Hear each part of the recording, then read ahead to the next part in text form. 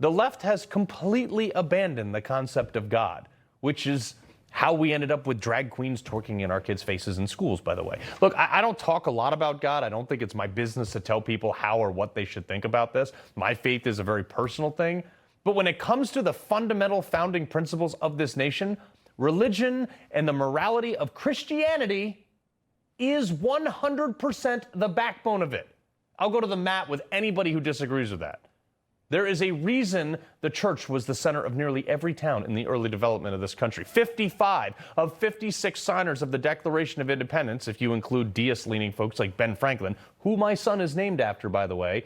And yes, to the left's, go-to talking about, it doesn't say the word God anywhere in the Constitution.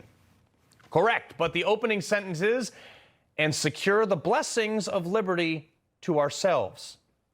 Most of the colonies had religious commitment tests to be in their legislature, and our currency to this day says, in God we trust on it.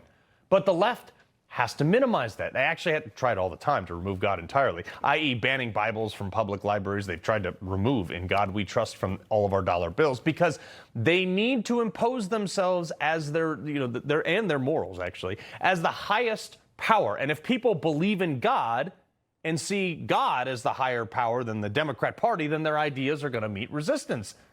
And look at how they govern. The only goal of their party is not the people or anything else. It's to stay in power, because if they don't, to them, that's the end of democracy.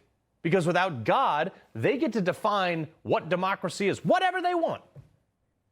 We have a responsibility. It's just like the issue of redistricting. We could have decided to write an op-ed.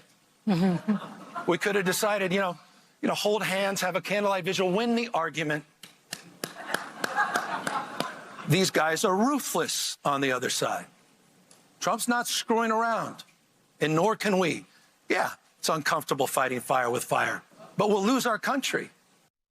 Oh, first off, dude, your state is literally on fire. Again, maybe, I don't know, pray for some rain, but also choose a different slogan. But seriously, serious question for any Democrat out there. What does your perfect country look like? Say you get everything you want. Is it like California? Godless crackheads, fentanyl, crooked all walking up and down the streets everywhere, bankrupt, crime going everywhere. Look, folks, I'm not saying like God is the whole answer for everything, but the places people practice Christian-based morality sure are a lot better off.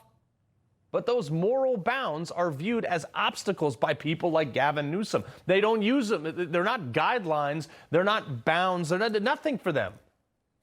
They're just obstacles. And if these people win any power, they will impose whatever they want. Because, as you saw Kamala Harris pack the Supreme Court, they're going to pass all kinds of laws, and those courts will say whatever they do is somehow constitutional, even if it's not.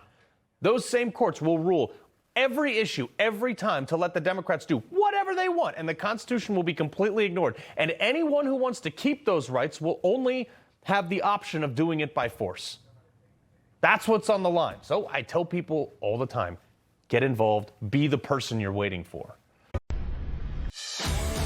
He loves the Constitution. He fights for what's right. He hates the bad guys. He's a freedom warrior. He's your freedom warrior.